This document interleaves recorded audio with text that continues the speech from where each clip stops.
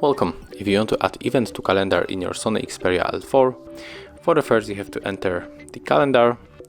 So in the most cases you will find it in the My menu, right here. Click on the calendar, then use this arrow 2 times when you are using this application for the first time, then click on it, got it. Click, oh sorry, what it is, there is some of the update. We have to log into our Google account. Okay, so let me do this.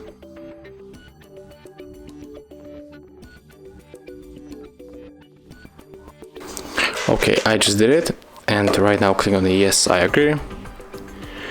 Now we have to wait. Click on the accept.